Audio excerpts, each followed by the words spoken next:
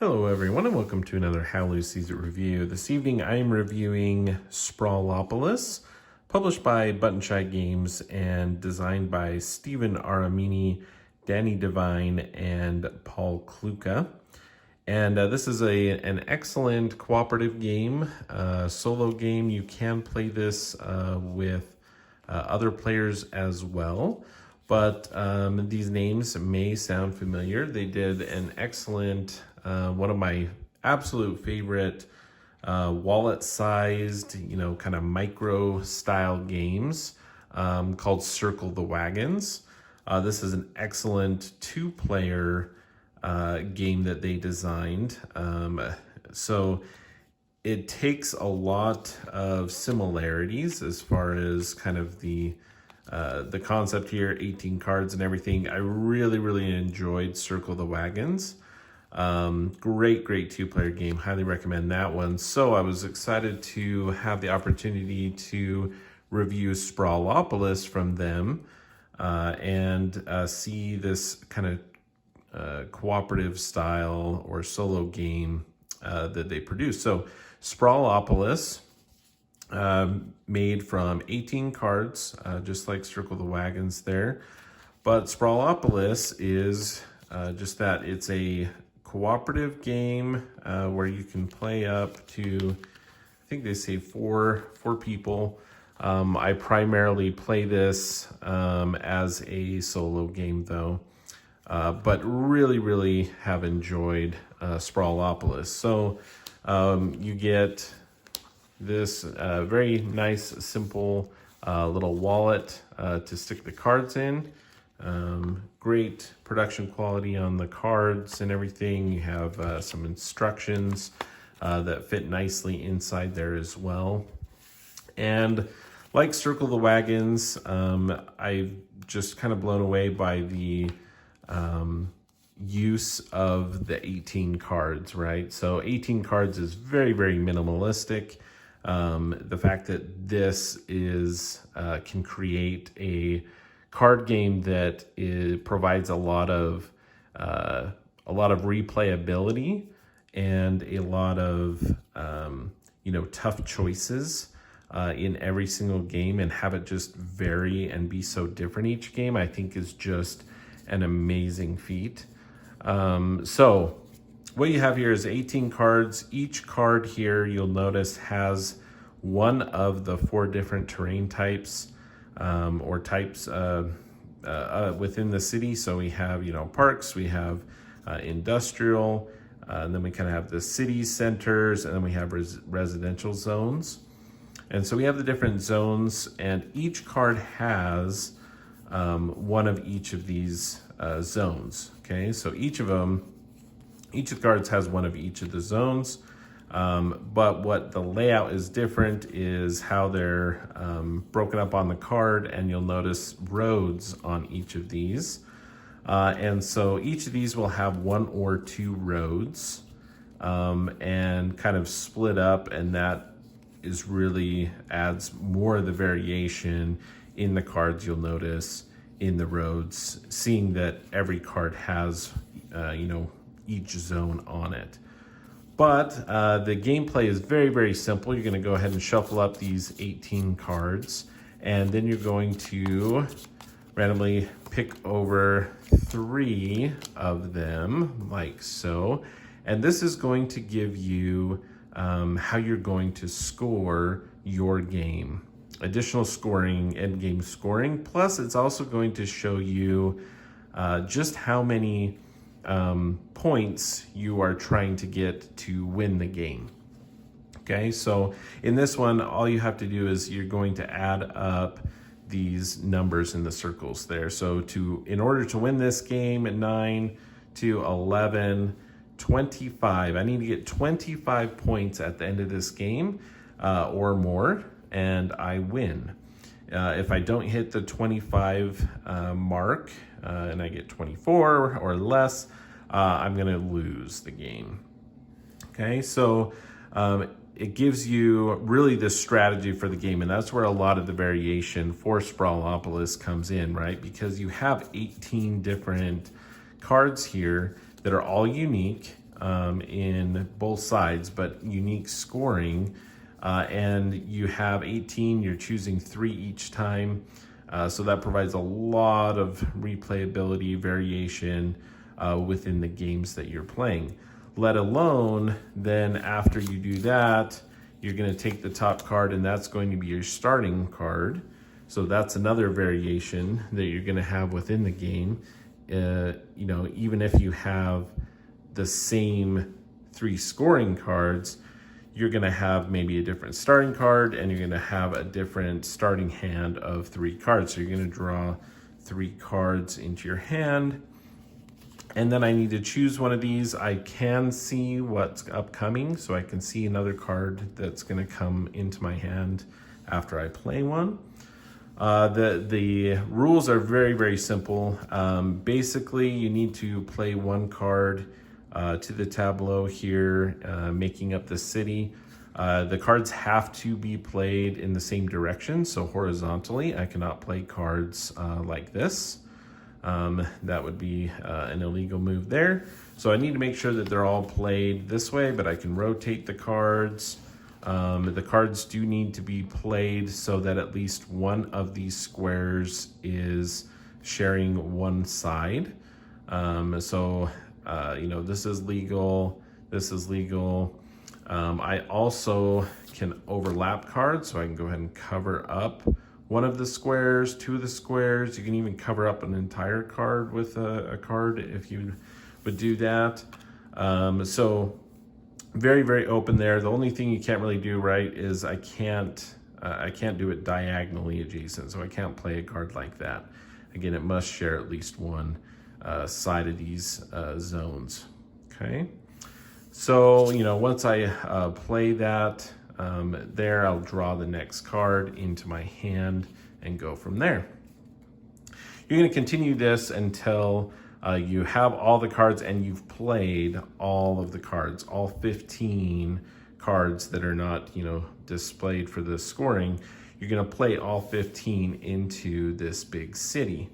Now, I have no clue what those different zone things goals are. I haven't even read those yet, but once you get cards out, the scoring of the game, you kind of have a base scoring that you're going to do in every single game. The first thing you're going to do is you're going to find the largest zones that you have, zone groupings, and you're going to score points for those. So you can see I have an industrial zone of 2, I have the blue 2, I have a green 2, and I only have, you know, my largest residential is just a grouping of 1. So I would score 2 points, 2 points, 2 points, and 1 point for my zones. So as you're building, you're trying to make large zones if you can to get points that way. The thing that you are avoiding in Sprawlopolis is you are trying to keep these roads all connected, because at the end of the game, each road that you have within your city is going to be minus 1 point. So you can see the importance of trying to connect all the roads. Because if you don't, you're adding, you know, every single card that you're adding, if you're not connecting roads, you're adding new minus points, negative points. So, you know, this would be 1 road, 2, 3, 4, 5, 6, 7 roads. That's minus 7 points, right? So it does a really, really great job at so many, again, such a small little game presenting really, really difficult choices of how to play each of these cards, because you have so much to consider with everything. Am I creating bigger zones for more points? Am I, you know, placing some roads here where I'm gonna be creating new roads so I have more minus points? But maybe that is worth, you know, establishing these. So let's look at what I drew out here. So looping lanes is 1 point per road section in a complete loop. You may score multiple loops in your city. Okay, so 1 point per road section in a complete loop. So I want to try to not only connect roads, but this actually helps in doing both of those things, right? If I'm creating loops, well, that's just going to be one road segment. So that's good because I'm going to get less minus points. And for each road segment that's part of that loop, I can get lots and lots of points. But then you think about that and you'll see the points, the scoring cards with these high numbers are generally a little bit easier to get more points from. Whereas if you look at this 2, and that's the balance that comes from the game, right? So if I look at this 2, this is a much more difficult to get more points from because I have to have 1 point for each row and column with exactly 3 blocks in it. So it's very restrictive. If I have 4 in it, no points. But 3 points for each row or column with 3 parks in it. And I look through my whole city to see that. So right now I have 1, 2, 3, 4. That's no points. I have 1, I have a 1, a 1, a 2, and a 1, and 0. So those would be no points. I have no points from this, but I also get minus a point for each row or column with exactly 0 parks in it. So, you know, this column here, and here, and here, that's minus 3 points. This row doesn't have one, so that's minus 4, and this one doesn't. So this is, right now I'm at minus 5 points from that card. And I've played this with this one a few times, and it does make things difficult. This one here is maybe a little more in the middle, right? Because there's mostly numbered, I don't know if they're all numbered 1 through 18. I can't remember exactly, but this one, you know, more in the middle, concrete jungle. 1 point for an industrial block that shares a corner with at least one other industrial block. So in this one, it's making, you know, I'm doing terrible right now. None of my industrial zones are diagonal from one another. And so that would, you know, that's why it's important to look at these and make sure you're doing that, because this one isn't too bad. I want to make sure that my industrial zones are diagonal, and I look at one, and if it shares a corner with one, it's 1 point. So this is actually 2 points right now from that. So you can see that one's going to be a little bit easier. And I get a lot of points from this. And then this one, it's just kind of managing, like, okay, how do I want to make sure I try to get a park in every row and column if I can, just so that I don't get more negative points. So at the end of the game, once you have all these cards laid out, you're going to, again, look at the zones, get points for your largest zones, minus roads for each road you have, and then you're going to score whatever these say. And if you meet the goal or exceed it, then you win. And if you haven't met it, then you have lost. And that is Sprawlopolis. In the multiplayer game, what happens is, let's say I am a starting player, I have 3 cards. What ends up happening is I'm going to play one of these, and I'm going to play that there, and then I'm going to pass these 2 cards on to the next person, who was given 1 card at the beginning of the game, so that they would have 3. And then I, after I'm done, would then draw 1. Okay. And it would just go from there. So everyone's working together, but you're working on you're kind of going off of the information that you have. You can also just play the variant where basically you're playing the solo mode, but you are all working together, right? You're all sitting around the table and trying to come up with the best thing. It's very, very puzzly. So if you like kind of these puzzle-like games and, you know, spatial, there's a lot of spatial things going on here. And like I said, there's a lot to consider as far as points. So you may think, hey, you know, I want to just get this more diagonal, but you have to be thinking on multiple levels at once. You can't just be thinking, oh, I'm going to do this for that point. You have to consider all of them. Okay, if I put this here, is it going to be good for that? Is it going to be good for that? maybe it's not adding to this, but it's not hurting that, you know, that sort of thing. So there's a lot of different things to think about. That's why I think this is a great solo game.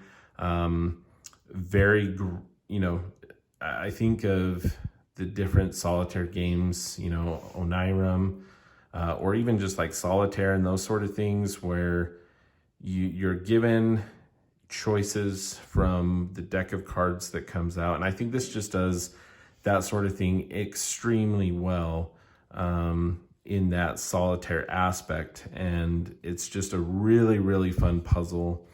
You know, I played a lot of SimCity on a computer growing up. I have really kind of enjoyed that. So the theme, I think, works really well with the game. You know, it's fun as you get this all laid out. You get to see this kind of sprawling city with all these different roads and, you know, trying to match the unique scorecards that come up each time. And like I said, even if you happen to get this exact same scoring, hopefully, you know, you can remember and or learn from maybe what you did in the past, or you'll have a different, you know, different order of cards as they come up from the deck that's going to impact or, you know, influence your decisions as you move forward. So that is Sprawlopolis by Button Shy Games. Again, great quality. The cards are very nice. They kind of have that linen finish on there. I think the colors and everything work out really well. You know, the artwork is very simplistic, but I think it's done really well, so it doesn't detract from the actual gameplay. For me, I mean, I don't have any issue with color blindness, so I can't really speak to that, but I think the colors here are different enough and work well in managing and understanding where everything is. So I like it. I like it a lot. Sprawlopolis did not disappoint. You know, if you like Circle the Wagons, I think you'll really enjoy Sprawlopolis. And if you're looking for some, you know, micro mini type games, these are really good. If you're looking for kind of that solo thing, and I love these wallet games for that reason too, right? Because they're so portable, and it really doesn't take up a whole lot of table area either. So, I mean, very portable. You can take this, you know, on like a plane ride or anything like that. You could do it on the table. It's just very nice. I've been having these just in my backpack, pull it out during lunch, and a great solo game. So Sprawlopolis by Button Shy Games. They have a Kickstarter coming up for Agropolis, which is a standalone Sprawlopolis game. It is also going to include, I believe, each of these Agropolis games is going to include a very cool combo pack, which allows you to basically be able to play Sprawlopolis and Agropolis together, which is really cool. So if you're interested in learning more about Agropolis and the Kickstarter coming up, that's I think starting this week, go ahead and check out my other video. I'm going to do a follow-up video and review Agropolis and the combo pack, and we'll see how it interfaces with Sprawlopolis. So thank you for watching, and really great game from Button Shy again. And that is how Lou sees it.